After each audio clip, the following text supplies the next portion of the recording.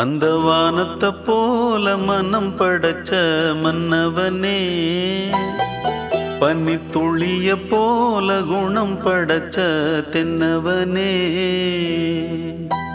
மஞ்சளிலே ஒரு நூலெடுத்து விண்ணுக்கும் மண்ணுக்கும் சம்பந்தம் உண்டுன்னு சொன்னது யாரு? அது மன்னவன் பேரு. அந்த வானத்தை போல மனம் படைச்ச மன்னவனே, பனி துளிய போல குணம் படைச்ச தென்னவனே.